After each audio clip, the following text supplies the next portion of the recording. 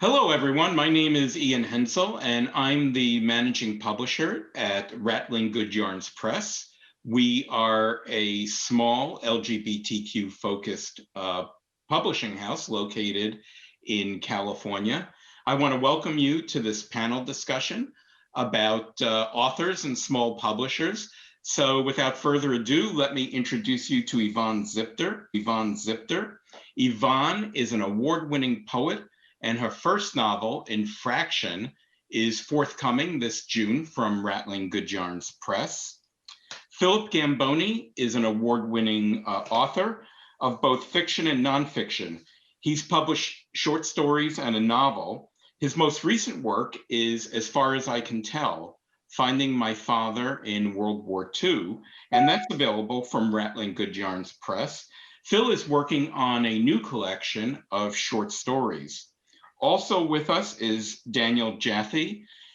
Daniel is an award-winning author. His most recent work is Foreign Affairs, Male Tales of Lust and Love, also available from Rattling Good Yarns Press. Foreign Affairs was named by Kirkus Reviews as one of the best indie books and short story collections of 2020. And I want to jump back a bit because I want to mention something I forgot. Phil's book, As Far as I Can Tell, Finding My Father in World War II, was named one of the best books of 2021 by Boston.com, the online edition of the Boston Globe. And also with us is Rick Karlin. Rick has a 43-year career as an editor and columnist in the LGBTQ press. Rick is also an inductee into the LGBT Hall of Fame.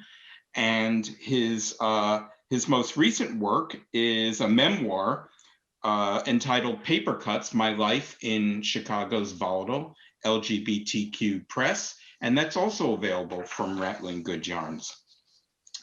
So let's kick this off. The first question I want to throw out to the group is, how can an author find a small press that suits their work? And I'd like to start with you, Daniel. Sure. Hi, everybody. I've thought about this question, and for me, there really have been three approaches to finding suitable small press that have helped. I've had 7 books and a chapbook published, mostly by small presses. The first thing I've done, and really is fundamental, is doing research, knowing which publishers are looking for which kinds of books. Who's publishing romance novels or mystery novels, so that when I submit a work of mine, it fits with the mission of the small press. The second thing I've done is attend conferences and professional organizations like Saints and Sinners. It was 2 years ago, Ian, that you and I met at Saints and Sinners in New Orleans. I hadn't met you or your husband, Saint Suki de la Croix, who also runs the press. And it took a few conversations to realize that I really just liked you guys.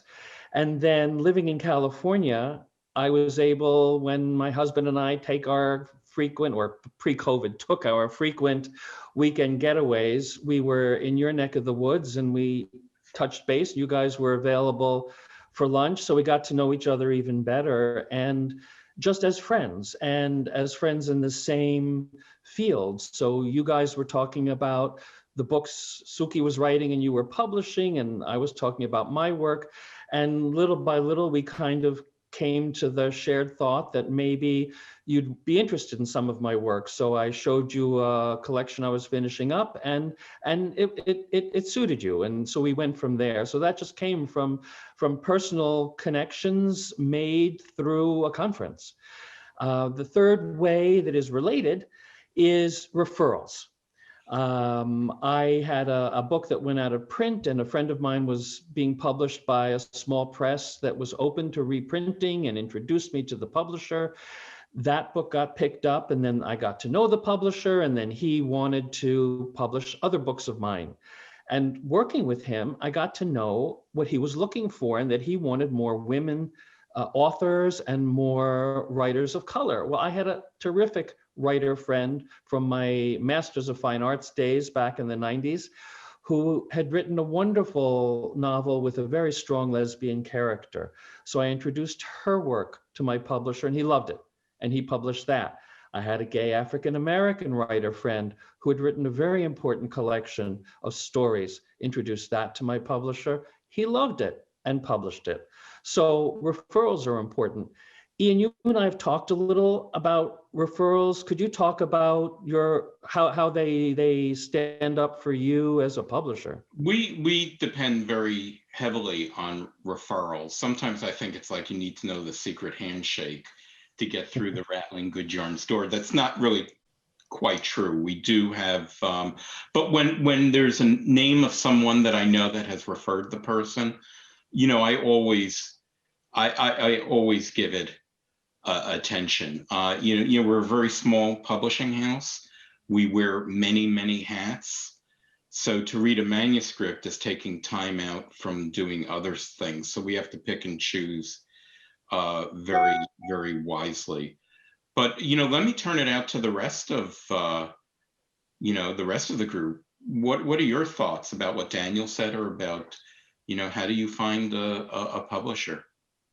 I would second everything Daniel says, and only add this: query, because you can do all the research and the networking and get the referrals, and still turn up without anything unless you're out there all the time just sending out query letters. And Ian, you and I know that I didn't have the secret handshake when I queried you guys. In fact, I don't know if I should tell this story or not, but your website actually said you weren't even considering manuscripts at the point where I wrote to you. And somehow I ignored that and sent you a query letter anyway, and the rest is history. So I think just doing that tedious drudge work of sending out query letters is so important. But Phil, I'll pass along another secret in this regard, is networking does make a difference, as well as reputation, even when querying, because Ian happened to mention to me, oh, I got this interesting query from this fellow, Phil Gambone. I said, oh, I know Phil. When I lived in Boston, we were in the National Writers Union together. I remember his collection of short stories. Everybody loved it so much years ago. So it was just like, your reputation preceded you. Thank you. Well, let me throw the question at it. I'm going to throw this to you, Phil. What's the nature of collaboration between the author and editor? Well, I don't think it's a secret that the former relationship that authors had with the editors at big houses just doesn't exist anymore. But I've had generally very positive experiences with all of my editors. I've been published by a big New York house. I've been published at University Press, and now with Rattling Good Yarns. And in all of those cases, I've had a very amicable, friendly relationship with my editors. Editors want a book to be a success. So they're willing to work with you to make your book as good as it can be.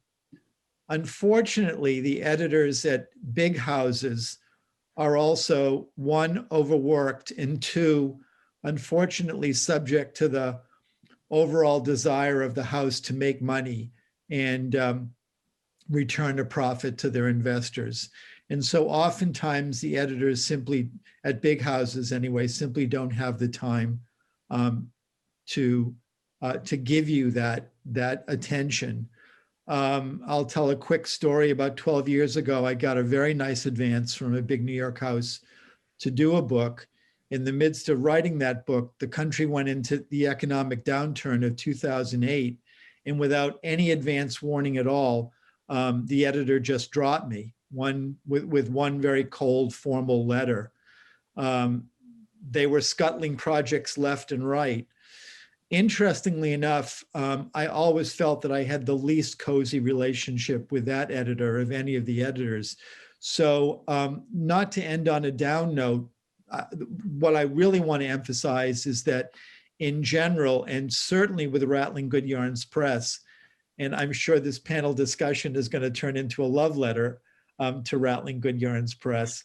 The nature of my collaboration with most editors, and absolutely with Ian, has been warm, cordial, intelligent, indefatigable. I was on the phone with Ian almost every day during the whole process of editing and composing the final layout of the book. And I think that's one thing you get with a small house that you don't get with a larger house. I think that dovetails really well to the next question I want to ask, which is how involved is the editor with shaping the final text? And I'm going to throw that over to you, Yvonne. Yeah, it varies, of course, from press to press and editor to editor. I would say that just to echo what's been said already, that, the editor wants your book to be a success. And so when changes are recommended, it's important to, as an author, to keep that in mind. But I'm trying to think how best to put this. Working with Rattling Good Yarns Press, I felt like I had a lot of control over the final copy. Ian would make many suggestions, and I took many of his suggestions, especially when I could see clearly how it improved things. But I've also worked with presses where no matter what I said, they didn't take my opinion into consideration, and changes were made that I didn't necessarily approve of. So it definitely varies from press to press. I want to jump in, and I want to say, because I wear many hats. I manage the company, I do editing, I do layout, I do design, and to me, I recognize, and I'm married to a writer, I recognize how much of one's soul gets poured into the manuscript. And that's something that needs to be respected. So to me, it's a collaboration. I also came very late to publishing. After I retired, I had a 42-year career in corporate marketing and software product management, of all things. So my approach is possibly very different. I'm used to a very collaborative approach, and possibly disagreements or different points of view. And in the end, you get a better product. I think I always respect the author's opinion. And I think that well after, what people remember is the author's work. I think the press is, the publishing house is secondary. So that work, which could go on for who knows how many years beyond the first printing, has to endure, and that's the best work that needs to be out there. So I want to ask another question, kind of getting into the design aspects. Do authors have a say about the book cover? And I'm going to toss that over to you, Rick. Well, generally, the answer is no, unless you have it in your contract or your agreement with them, or you happen to get a publisher who's willing to talk about it. But I know for the most part, I've had author friends who have been in tears when they've gotten the proof of the cover because they hated it so much. And they went to the publisher and said, I absolutely hate this. And they said, well, you have no say-so in the design. They eventually, in the one case, they eventually did relent and change the design, to something that was a little better, but still not really capturing the focus of the book. And, you know, let's face it, when people see your book on the shelf, the cover has to tell them what it's about. And that is paramount. Now, I worked in graphic design, so I had an idea of what my book cover would look like. Ian presented something completely different, and I loved it. I think I had one question about just like a technical aspect of something. But yeah, so it was, you know, and I thought it captured the idea better than my idea. So I was very lucky in that respect. But I do know, and I know that's one of the advantages of working at a small house.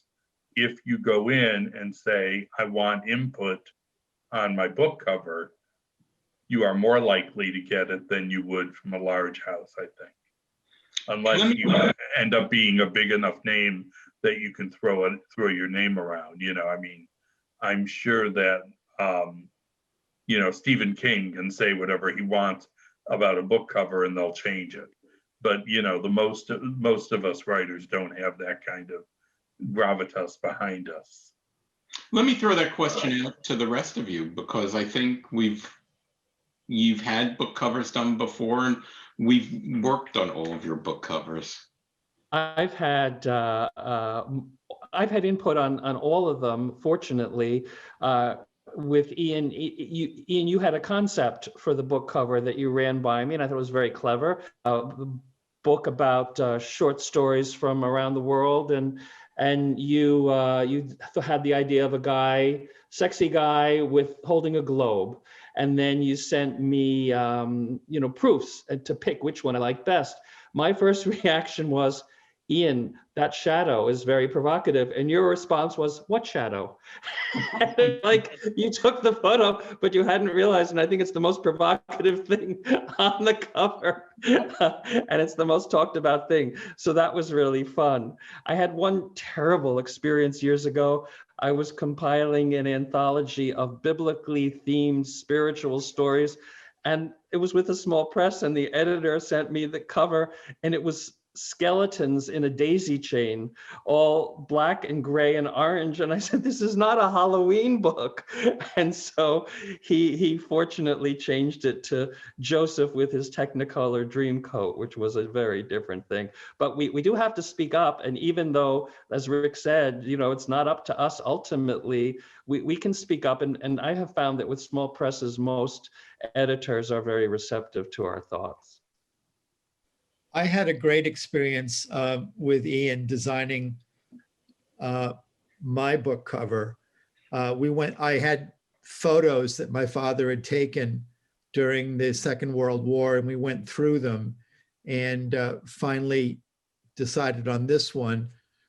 But in addition to the power of the photograph, I think Ian did a beautiful job in terms of just composing the whole thing, cropping the photograph in just the right way. I've actually, until I started working with Rattling Good Yarns Press, and here's another love letter to Rattling Good Yarns, I had very little input in what the covers of my books would be. Generally, the publisher will send you a proof of the cover for your approval, and at times you can make some suggestions, but in general, as Rick said, if it's not explicitly part of your contract, you don't have much say. I'll tell one quick story. One of my books, the publisher sent me the proof of the cover, and there was a terrible cultural mistake that they had made in terms of the photograph that they were using to illustrate this culture. And I brought it to their attention and said, you will suffer considerable academic embarrassment if you publish this photograph. And they recognized that and changed it. So that's the one time with a larger press I've actually had some input. But again, I think what you get with a small press in terms of the one-on-one collaboration is terrific. And Yvonne, we worked on your book Yeah. cover. We've only recently just kind of nailed that down. Yeah, we tried a bunch of different images, and you found this one, and it was just perfect. But what I was going to add is, I mean, it's down to the finest details. Like, we spent a lot of time. You would try different fonts out for the title, and I'd be like, I don't like that one so much, and so you'd try something else, and we just kept working together until we found something that made both of us happy, and I think it shows in the end. Nope, we've lost some of your audio. Oh no.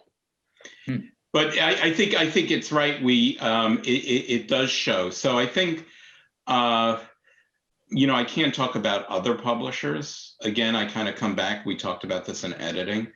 That it's a very collaborative effort, and it's rare that I'll dig my heels in, but I think you all know when that's happening. But and I'll say it's either cover or editing that I have a very specific point of view. But again, it's about collaboration and compromise, because I think we want you to be proud of your book, and we want to be proud of your book as well. And there's the old saying, you can't judge a book by its cover, and I don't necessarily agree with that. I think the book and the visual, we evolved to be visual creatures, not literary creatures. So we're very attracted, graphics really speak to us at probably a subliminal level, and it becomes very important to communicate what the book is about, or be provocative to get someone to take a second look at it. People are scrolling past thousands of things every day, and you want an image that's going to capture their attention. Such as the one on my book, since everybody else held theirs up. I thought I should do the same, but yes. And this definitely does catch your attention. And yours, Rick, was one of the few where we use stock images. Mm-hmm. All of our book covers usually feature original photography or some kind of original work. I'll just tell this story of two authors that were at a literary festival, and their books were for sale, and they both had the same cover. Different titles, same cover. We do not use stock images, or we try to avoid them wherever possible. So let's move on. So, there's more to editing. We edit, we design.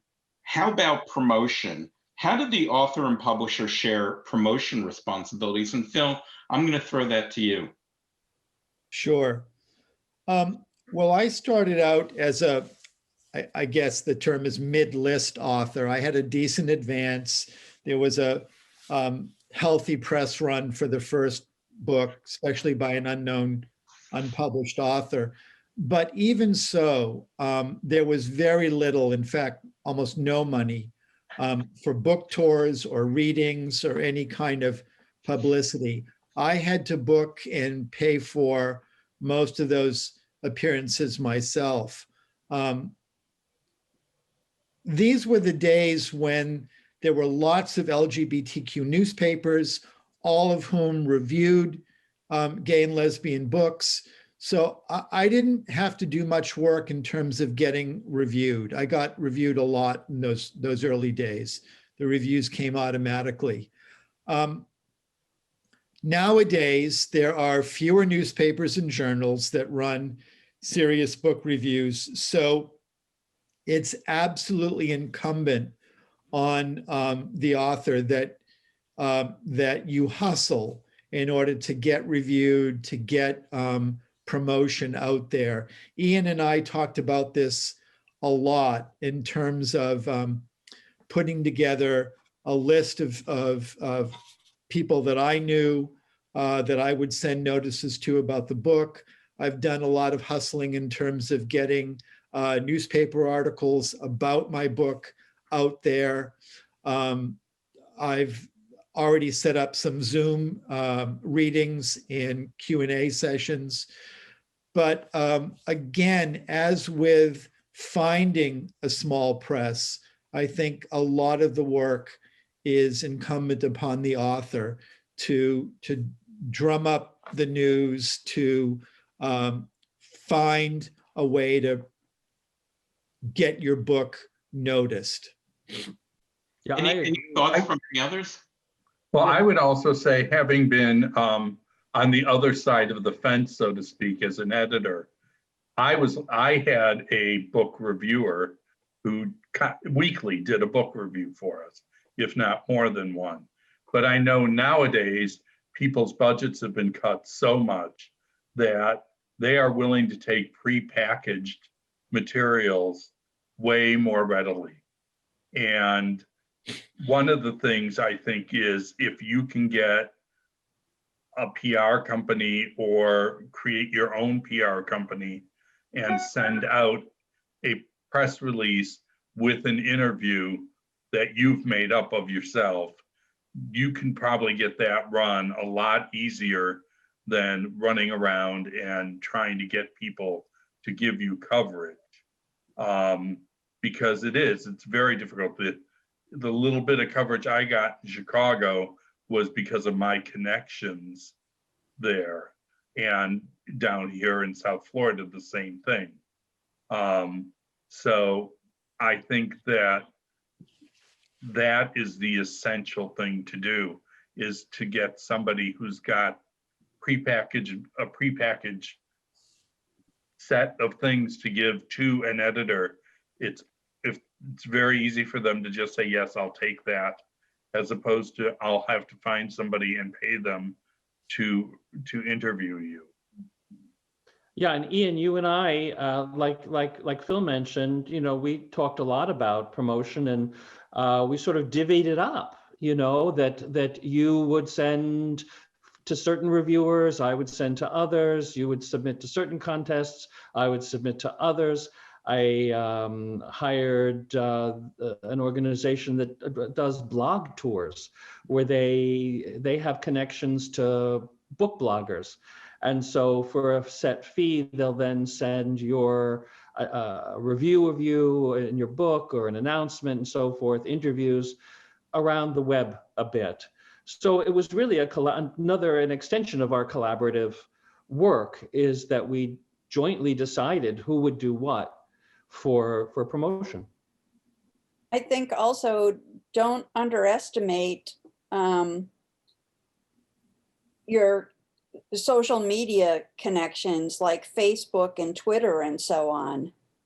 I have had a lot of people, when I post on Facebook, then they repost what I've posted. And for instance, for Infraction, we already have a number of pre-orders, even though the book's not coming out until June. So that can be very helpful to just put the word out amongst your friends and family members who will help you spread the word. We, as the publisher, we constantly experiment, and we're constantly growing and evolving. And I mentioned my career. I had a 42-year career in corporate marketing, but software and services, not necessarily books. So I'm always looking. I always try to measure what happened as a result of a promotion. Did we get something? Did we not get anything? What should we do more of? What should we experiment with? So we're always experimenting. But one thing I can tell you that it appears from my perspective, people seem to respond better to the author than the publisher.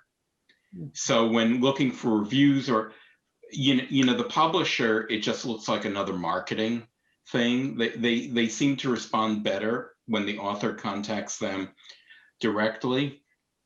The other thing, and it is getting to social media, something, and I know, Yvonne, you and I discussed it, and I've had conversations with others. One of the things I find is that authors are very shy about having a call to action. what's a call to action? Buy my book.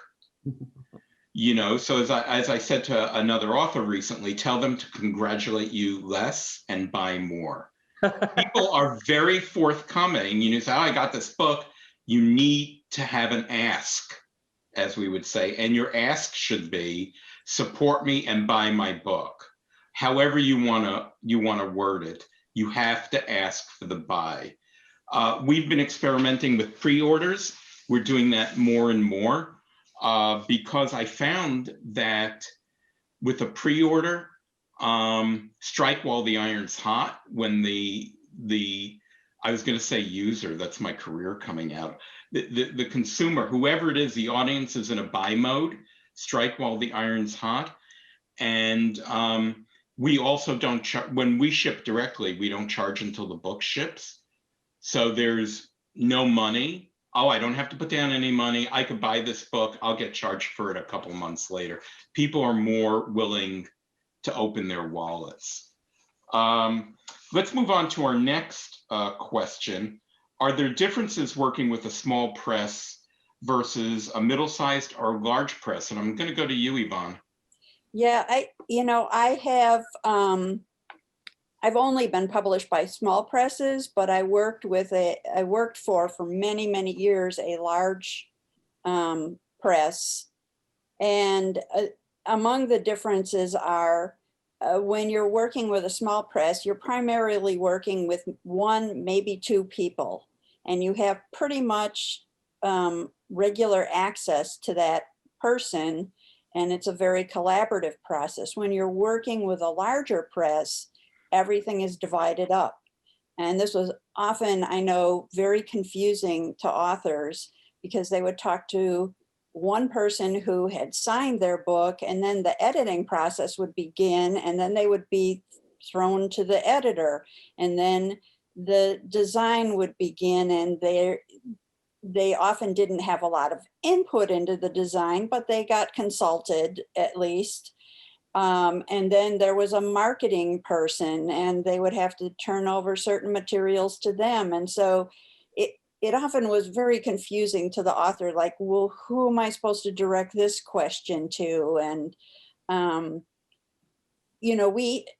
we definitely cared about each author, and at every stage we were concerned about making the best book possible, but it was a very disjointed kind of situation that you had with authors.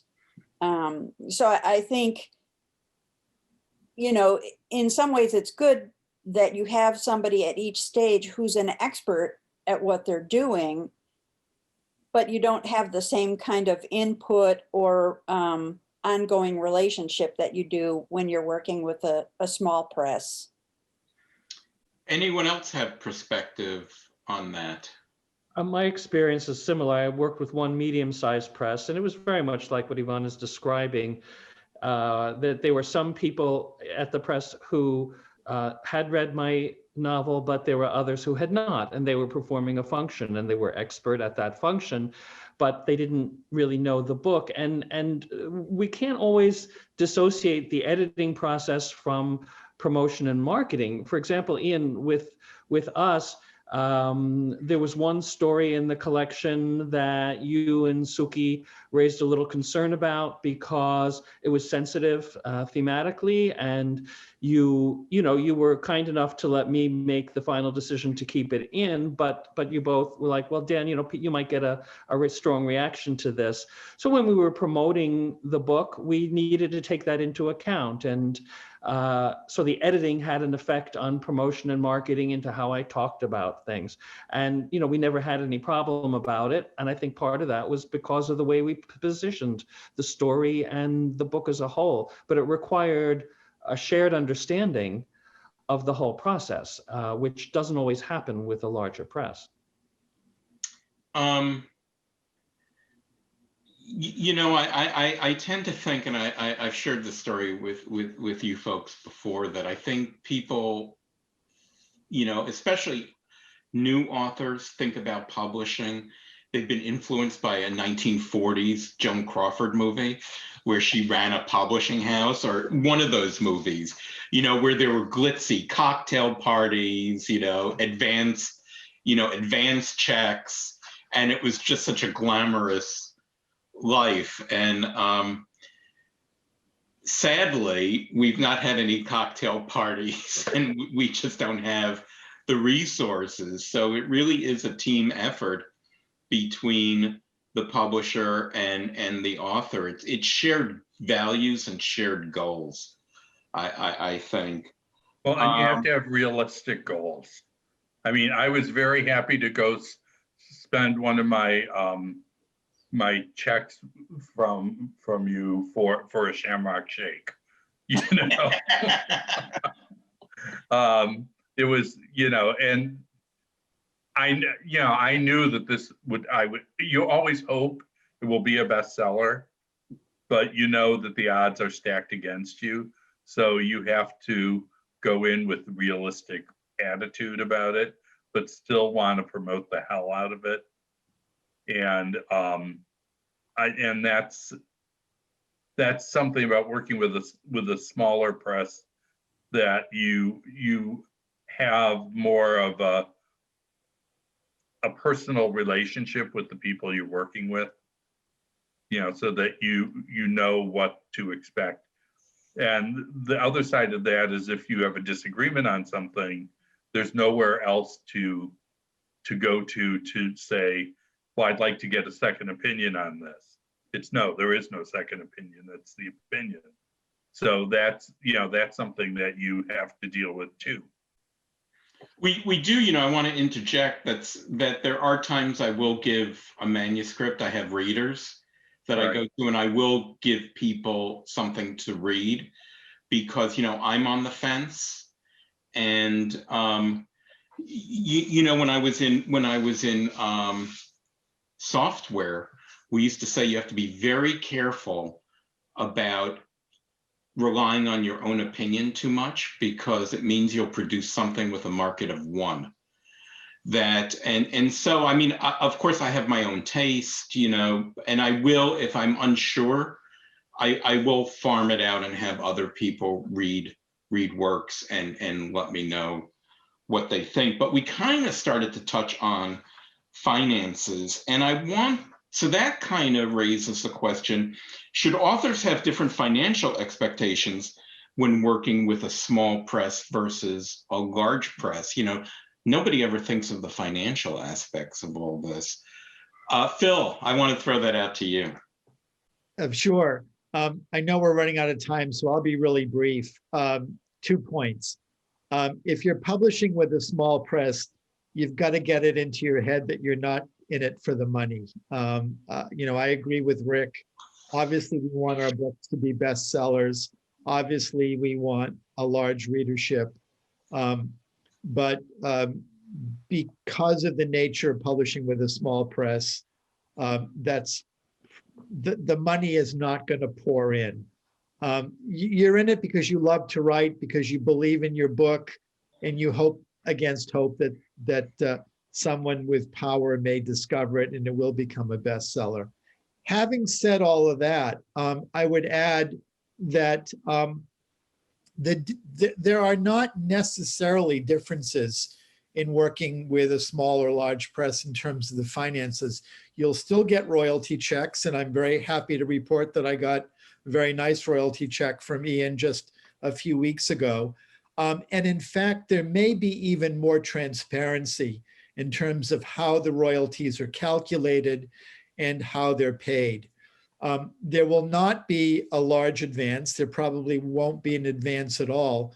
Then again, when I was publishing with academic university presses, there wasn't an advance either. I'm not in it for the money. I love to write. I believe in the books that I'm writing. And I'm delighted to be working with a small press now where, although there's not a great deal of money, it comes in on a regular basis, and I know how it's been calculated. And anyone else want to jump in on that? Well, I agree with that perfectly. I mean, I do get it's you know exactly what you're getting, and it's very above board, which is what I like. With a big press, sometimes there's so much verbiage that it's hard to get through and figure out what you're wanting, what you do, and what you're getting. So yes, I would say that's one of the things I like about a small press. For me, it's really varied with the particular publisher. I mean, it's really just a personal thing. Ian, you are so meticulous and careful, and want to make sure that the authors understand every aspect of what's due and so forth. I've had, unfortunately, experiences with other small presses where I couldn't even get a royalty statement. I mean, yes, the contract said I was entitled to a statement. We're not even talking about the royalties, just the statement. And I've had to fight and fight just to get a statement to know how many of the books have sold and so forth. Not a problem with Rattling Good Yarns at all. But it does depend on the publisher. I mean, people are people, and some are better at certain things than others. And some publishers, they love the editing, but they're not interested in the financial part, and they won't take the time to do it. It's not a malicious thing, but it's not their forte. That's one of the things, when going back to our first question about finding the right press, I would say if one can, talk to authors who've worked with the small press to get a feel for how comfortable they've been and how well they've been treated. From my perspective, if we're not transparent, what are we? There has to be, I think, collaboration also implies trust.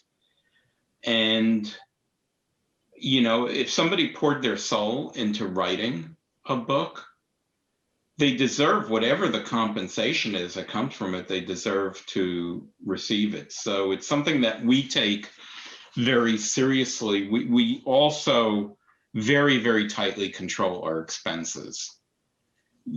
So if we spend money, there has to be an ROI on it. We never want to get ourselves into trouble where we can't pay our royalties, because that would be, I think, unpardonable, whatever the royalty is. And in transparency, and I can only speak for ourselves, the profit from a book varies by the distribution channel. Some channels having wider margin and some channels having a more narrow margin. And for everybody out there, whenever you have a distribution chain, a supply chain, the more steps there are in that supply chain, the more hands there are out taking part of the revenue. So the margin, the profit, gets smaller and smaller and smaller with the more middlemen. But that's why we always provide how many copies were sold by channel, because the compensation varies by channel. And I think if an author understands that, I don't want anyone to ever think that, they're getting ripped off. So, question for all of you, kind of bringing it full circle, what's the appeal of small presses for LGBTQ authors? For me, it's the personal attention. Go ahead, Daniel. Sorry, Phil. I was just going to say, I think everything, summing up what we've all been saying, is the personal attention is really remarkable. And sure, with a big press, they all care about the book, but it's one of a million. With a small press, it's like, a smaller family. And even just, this kind of panel conversation, it feels so much like we're a collective working together, even though, I haven't worked on other people's books, but just we all share something in common. And Ian and Suki are, big daddies, and it feels very fun. I would totally agree with that. And I want to echo something that Rick said. Rick, I think you used the phrase team effort. It feels very much like a team effort working with Ian and Suki. And I feel known, I feel appreciated, I feel cared for. I feel as if when I'm working with them, I have 100% of their attention, and that's just a great feeling. Well, and I think as an LGBT writer, one of the advantages of working with an LGBT press is I don't have to explain things. Mm. You know, sometimes when you're working with a mainstream press, you have to explain, you know, what it means when he was cruising his basket. No, he's not looking at his groceries, you know, things like that.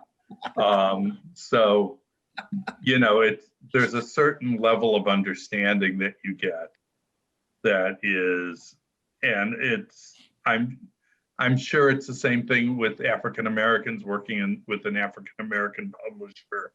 You just kind of feel like you're with the family. You can talk about things without having to explain everything. There's a given understanding, a shared experience.